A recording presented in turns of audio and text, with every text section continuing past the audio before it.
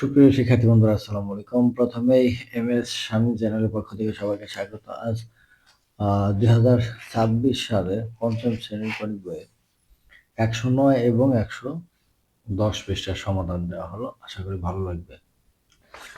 এখানে প্রথমেই বলছে যে আমাদের শ্রেণীতে 30 জন শিক্ষার্থীর বয়সের গড় 10 বছর। যদি শফিক স্যারের বয়স যোগ করি তবে বয়সের গড় হয় 11 বছর। এবার চলো আমাদের শফিক স্যারের বয়স নির্ণয় করি। তো এখানে প্রথমে ছিল 30 জন শিক্ষার্থী, বয়সের গড় ছিল 10 বছর। তো এখান থেকে 30 জন শিক্ষার্থী মোট বয়স বেরোয়।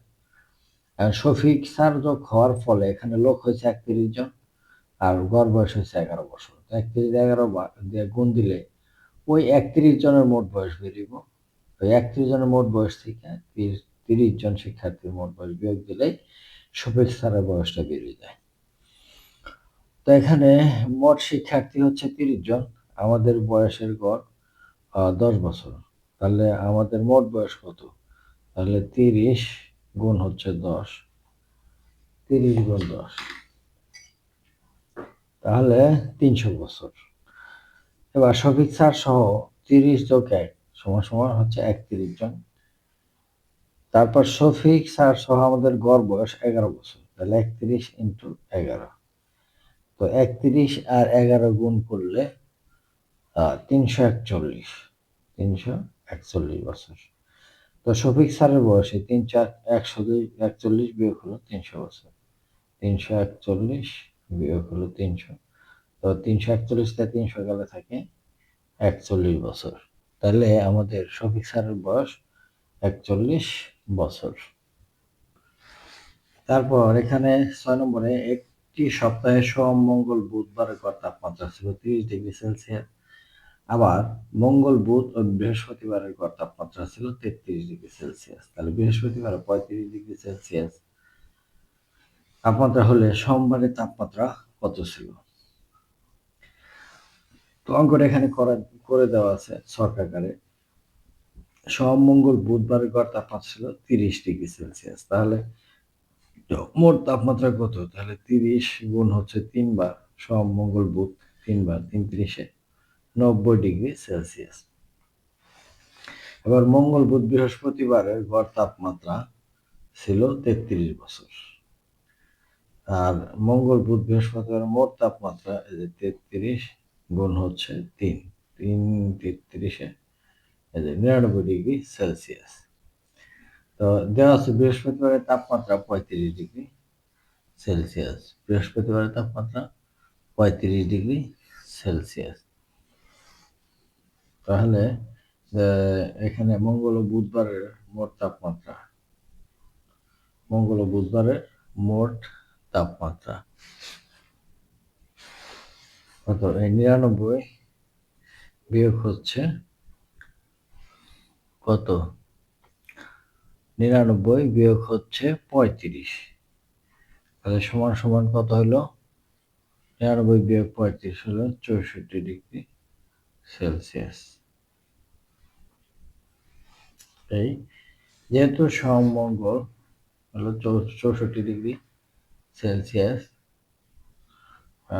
যেহেতু সোম মঙ্গল বুধবারের মোট তাপমাত্রা ছিল, সোম মঙ্গল বুধবারের মোট তাপমাত্রা ছিল 90 ডিগ্রি সেলসিয়াস, সুতরাং সোমবারের তাপমাত্রা হলো 90 ডিগ্রি সেলসিয়াস বিয়োগ হচ্ছে 64 ডিগ্রি সেলসিয়াস। 90 থেকে 64 গেলে থাকে হলো 26 ডিগ্রি সেলসিয়াস। এবার 110 পৃষ্ঠায় 4 নম্বর, 15 জন লোকের গড় বয়স 38 বছর, তাদের মধ্যে আবার 3 জনের গড় বয়স 50 বছর। তাহলে বাকি 12 জনের গড় বয়স কত? তো এই অঙ্কটা আমি খাতায় করে দেখাচ্ছি। তাহলে 15 জন লোকের গড় বয়স 38 বছর আর 15 জনের মোট বয়স, তাহলে 38 গুণ হচ্ছে 15, 38-কে 15 দ্বারা গুণ দিলে হয় 570 বছর, 570 বছর। আবার 3 জনের গড় বয়স দেওয়া আছে অঙ্কের মধ্যে। 3 জনের গড় বয়স হচ্ছে 50 বছর। তিনজনের মোট বয়স 50 গুণ 3 সমান হচ্ছে 150 বছর। 12 জন লোকের মোট মোট বয়স 570 থেকে 150 বিয়োগ হবে।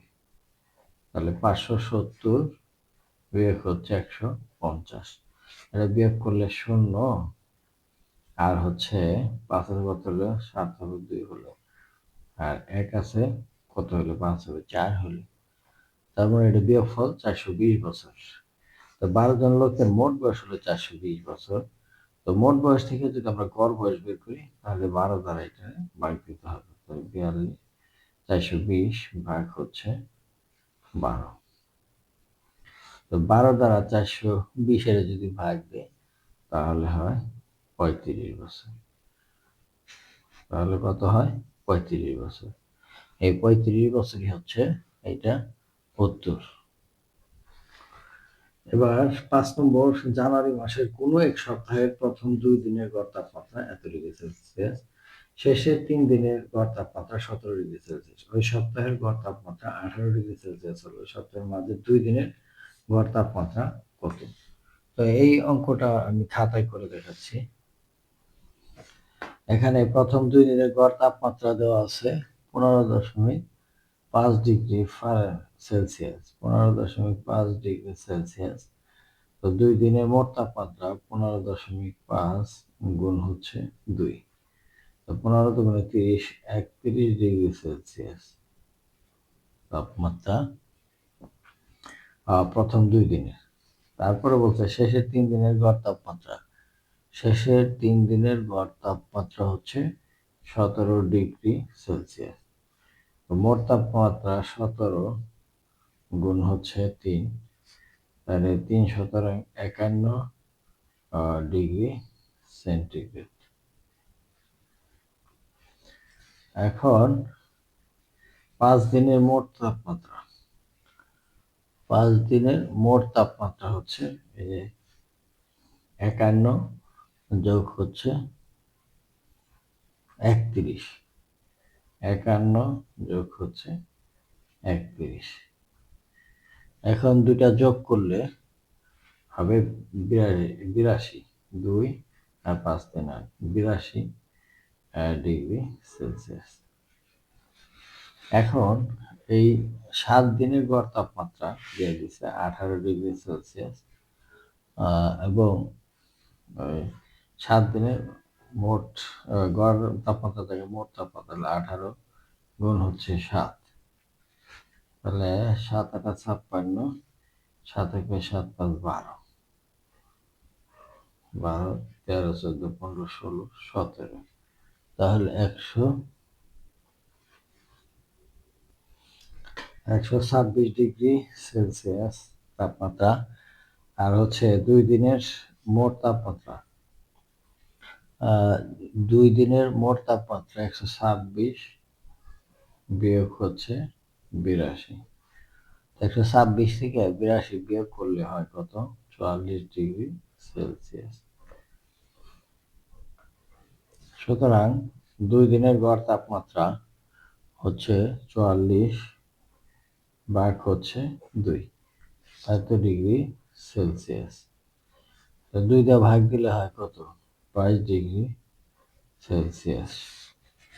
সুতরাং 22 ডিগ্রি সেলসিয়াস।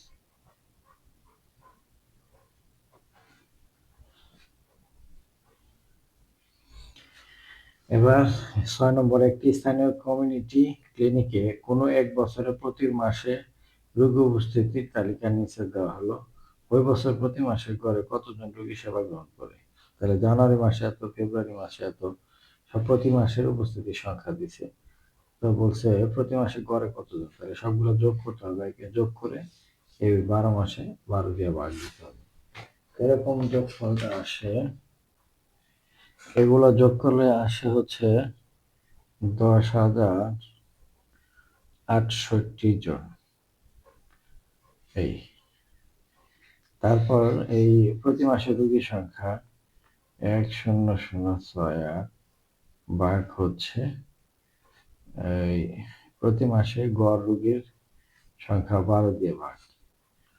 তো 12 দিয়ে এটা ভাগ করলে হয় 839 এতজন।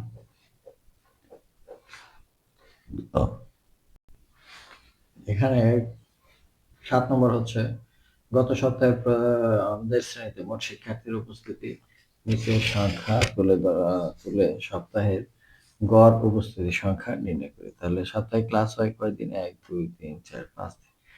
5 দিনের উপস্থিতি সংখ্যা ধরি। এটা ধরি 56, এটা ধরি 57, এটা 60, এটা 54, এটা 52। এই যে সংখ্যা ধরছি আমরা 1 2 3 4 5, এই 5 দিয়ে আমাদের ভাগ দিতে হবে। তো এখানে মোট উপস্থিতি 56 যোগ 57 যোগ 60 যোগ 54 যোগ 52। ঠিক আছে, যোগ করে দেখি কত হয়। তো এটা যোগ করলে পাই 279। এখন গড় উপস্থিতি 279 ভাগ হচ্ছে 1 2 3 4 5 5। তো ভাগ দিলে হয় 55.8। তো শিক্ষার্থী বন্ধুরা আজ এ পর্যন্তই, দেখা হবে পরবর্তী পেশা ভিডিও নিয়ে। সে পর্যন্ত সবাই সুস্থ থাকবে। ধন্যবাদ সবাইকে।